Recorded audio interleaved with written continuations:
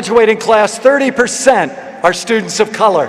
And we have 196 students from 52 countries represented here tonight.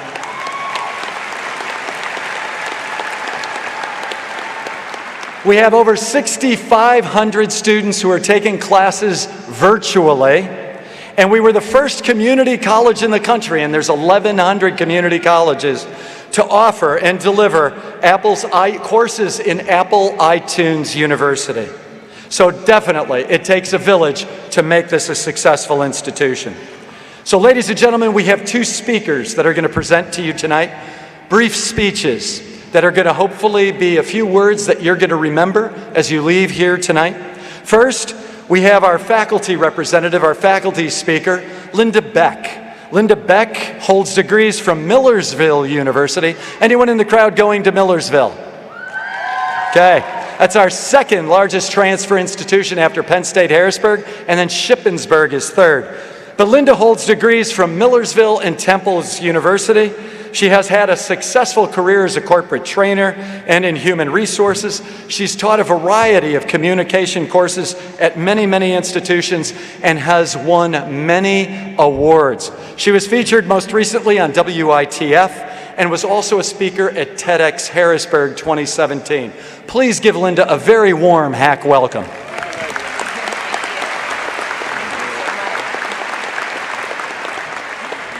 Thank you, Dr. Ski, platform guests, all of you, especially the graduates who are hoping I'll be brief, and I will. But I thank you all for the honor and the opportunity to spend a few minutes talking with you about something that affects us all and was a theme that was widely discussed at HACC over the past year. So first, you're not going to be surprised when I tell you that we live in a divided country. As a matter of fact, we are now more politically divided than we were during the Civil War. So think about that. The last time that Americans were in this much opposition to each other was when our country literally almost split in half. That division leads to a critical problem facing all of us today, a lack of civility. So tonight, I want to discuss the problems within civility and also ask you to consider adopting a concept called convicted civility. But first, why are we so divided? Well, we can point to a lot of reasons for the division among us. We can't discount the role of the internet that can depersonalize our relationships with others. We can't discount the role of what sociologists call the social contagion theory, which is when we see celebrities and political figures being rude, so we get the message that it's okay for us to be rude. And we can't discount that we live in a world with economic incentives to choose one side or the other. Regardless of the cause, the reality is that many studies show that Americans perceive incivility, that is, being rude or using harassing behavior to each other, as the norm. And unfortunately, and very sadly, we see the correlating costs to all of this in reduced physical and mental health.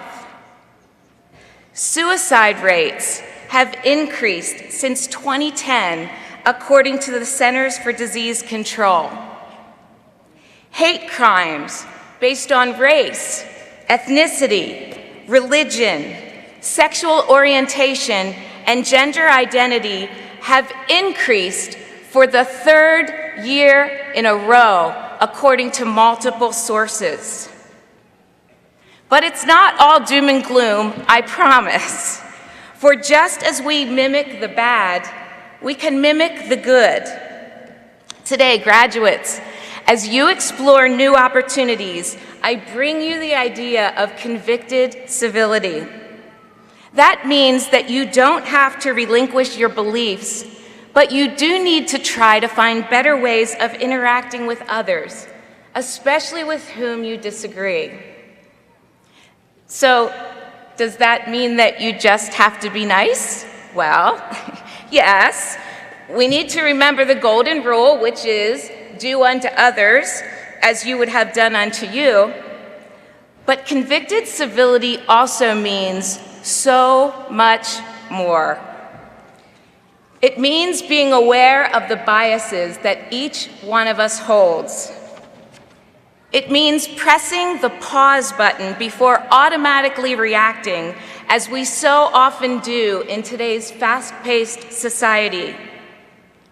It means respecting different ideas, even if you disagree. Imagine a world where convicted civility, kindness, respect for others, and seeking to understand before speaking becomes our new normal. So that is the challenge that I give to each one of you today. As you head out into the world to make your mark, please don't do it at someone else's expense. Be the person who stands out because you choose to practice civility. Because those who lift others up will create a better society, a better community, and a better self. If you remember nothing else from today, remember what screenwriter Adam Sorkin once stated in a graduation address that he delivered. Don't ever forget that you're a citizen of this world, and there are things that you can do to lift the human spirit, things that are easy, things that are free, things that you can do every single day. Civility, respect, kindness, character. Congratulations, graduates.